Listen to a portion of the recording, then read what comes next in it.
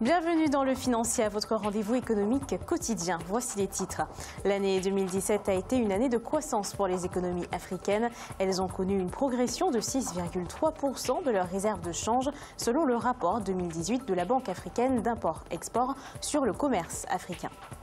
Au Togo, les investissements directs étrangers nets ont rebondi de 400% en 2017. Le solde excédentaire dégagé par ces investissements ont atteint les 145 millions de dollars, une remontée positive pour l'économie du pays.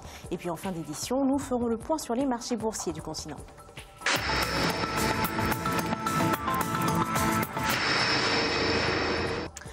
Remontée des prix du pétrole, reprise de la production, autant d'éléments qui ont contribué à l'augmentation des réserves de change et à la croissance des économies africaines en 2017. Les flux de capitaux et le secteur pétrolier sont les principaux moteurs de cette reprise économique. Ange Bijou-Nomagno. Les économies africaines ont enregistré une croissance de 6,3% de leurs réserves de change en 2017. C'est ce que révèle le rapport 2018 sur le commerce africain publié par la Banque africaine d'import-export Afreximbank. Selon les auteurs du document, cette performance est principalement due à la reprise soutenue des cours des matières premières qui ont également induit une hausse des recettes d'exportation. La reprise des prix du pétrole et de la production a augmenté les réserves de change d'environ 22,1% au Gabon, 13,1% en Libye et 50% au Nigeria au cours de la période considérée.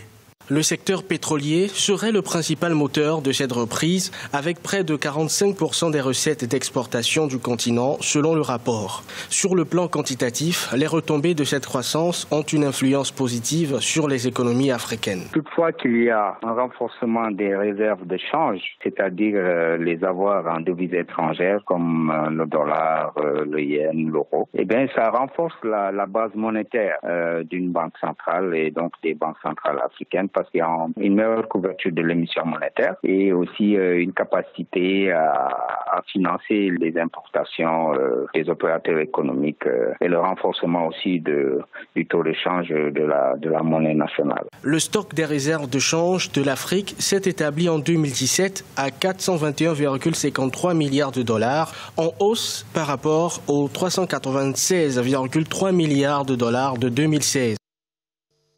En Afrique du Sud, les secteurs du tourisme et de l'exploitation minière vont bénéficier de 10 milliards de dollars. C'est ce qu'a annoncé la présidence sud-africaine dans un communiqué publié le 14 juillet.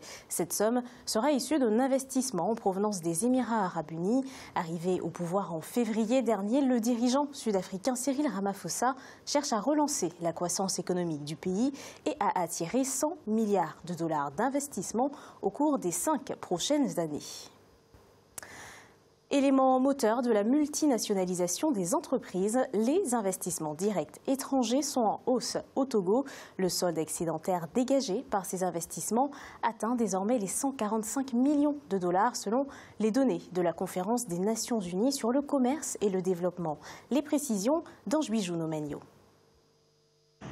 Au Togo, les investissements directs étrangers nets ont connu une hausse de 400% en 2017, selon les coordonnées de la Conférence des Nations Unies sur le commerce et le développement. Cette performance place le Togo en tête de la liste des pays ouest-africains, ayant connu également une hausse des investissements directs étrangers. Ça peut résulter de cette capacité des gouvernants togolais à faire du lobbying, en faisant comprendre que le Togo se porte bien. En tout cas, les gouvernants sont en quête de recherche de ressources, notamment d'endettement à un certain nombre de secteurs.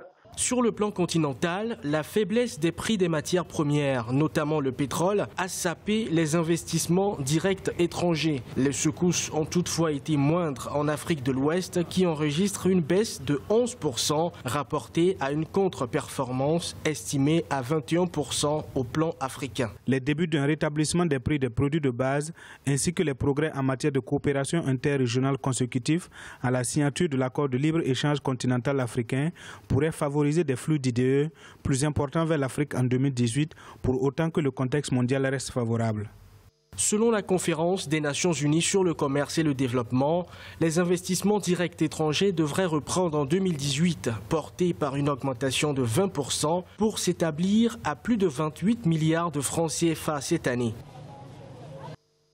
En Algérie, une commission va étudier la filière équine et cameline. L'objectif, promouvoir et développer ce secteur afin de préserver les ressources génétiques nationales. L'Office national de développement des élevages équins et camelins est chargé de mettre en œuvre des programmes de développement.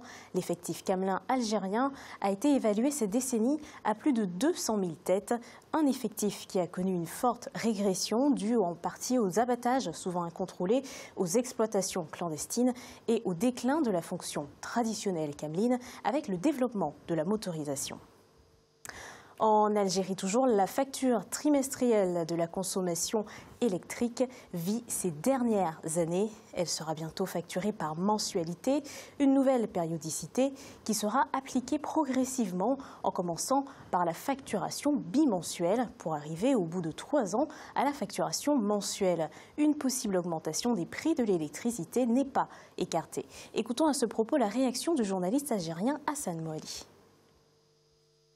Franchement, l'incidence maintenant, si ça part dans l'Algérie, il n'y a plus de fric, forcément il va y avoir des problèmes sociaux, il va y avoir de la protesta, mais bon, je veux dire qu'on n'en est pas encore là. La situation sociale des Algériens, elle est délicate, elle est difficile en ce moment parce qu'il y a une contraction des recettes en devises du pays du fait de l'effondrement des recettes pétrolières. Il est clair qu'il y a une érosion du pouvoir d'achat des citoyens et si d'aventure il va y avoir un renchérissement des factures d'électricité et de gaz, forcément ça va devenir un peu plus insupportable. Il est à présent l'heure de faire le point sur les marchés boursiers du continent. En Afrique australe et océan Indien, la bourse de Maurice était en hausse de 0,11%. L'indice All-Share de Johannesburg progressait de 1,58%. L'indice de Nairobi enregistrait une baisse de 0,12%. L'indice du Botswana perdait 0,13%. En Afrique de l'Ouest et centrale, la BRVM d'Abidjan était en hausse de 0,02%. L'indice nigérian perdait 0,34%. La bourse du Ghana gagnait 0,15%. Et en Afrique du Nord, l'indice égyptien était en baisse de 0,34%. La bourse de Casablanca était stable et l'indice tunisien était en baisse de 0,07%. C'est la fin de cette édition du Financière. Merci de nous avoir suivis. On se retrouve bientôt pour un nouveau rendez-vous de l'économie.